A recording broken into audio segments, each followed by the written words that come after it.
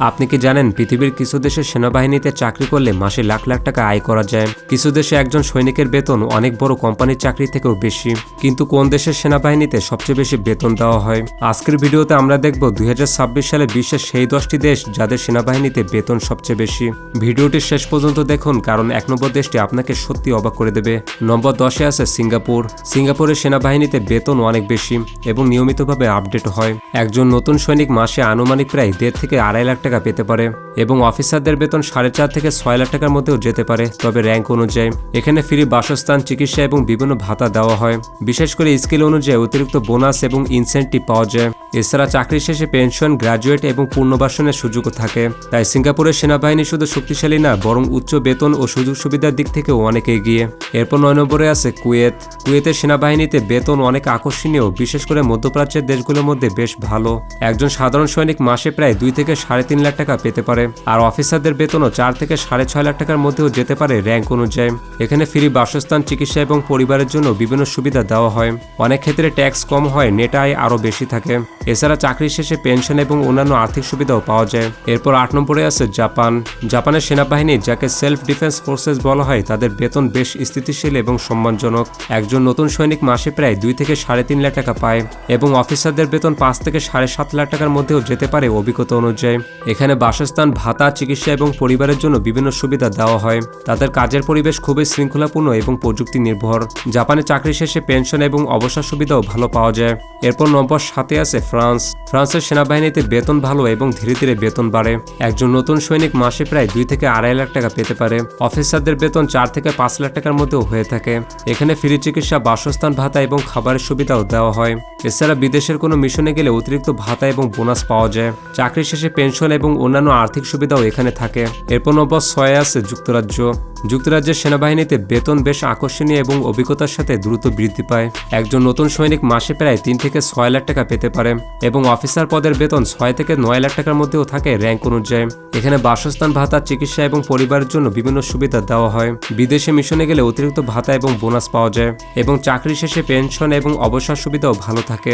যুক্তরাজ্যের সেনাবাহিনী বেতন, সুযোগ সুবিধা এবং সম্মানের দিক থেকে অনেক উন্নত।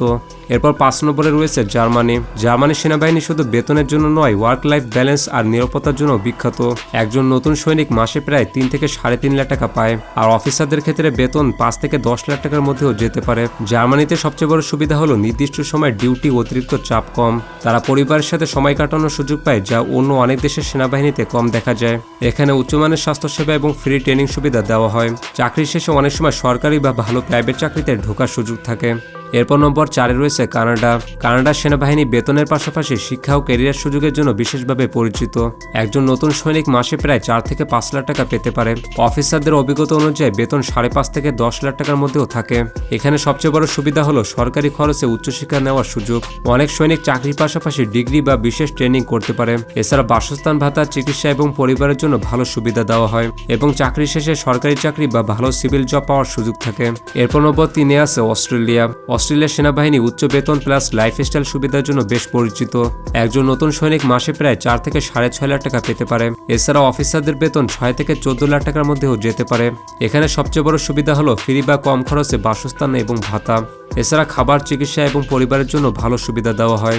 অস্ট্রেলিয়ার সেনাদের জন্য ছুটি এবং লাইফস্টাইল ব্যালেন্স অনেক ভালো রাখা হয়। তাছাড়া চাকরি শেষে পেনশন এবং অন্যান্য আর্থিক সুবিধাও পাওয়া যায়। এরপর 2 নম্বরে আছে সুইজারল্যান্ড। সুইজারল্যান্ডের সেনাবাহিনী অন্য দেশের মতো পুরোপুরি ফুল টাইম নয়। এটি মূলত মিলিশিয়া সিস্টেমে চলে, যা একে আলাদা করে তোলে।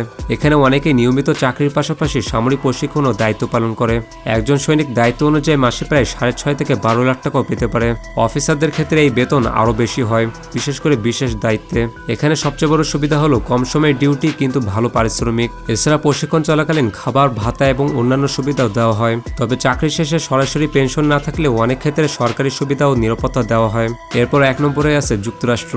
যুক্তরাষ্ট্রের সেনাবাহিনী বিশ্বের সবচেয়ে বেশি বেতন ও সুযোগ সুবিধা দেওয়া বাহিনীগুলোর একটি।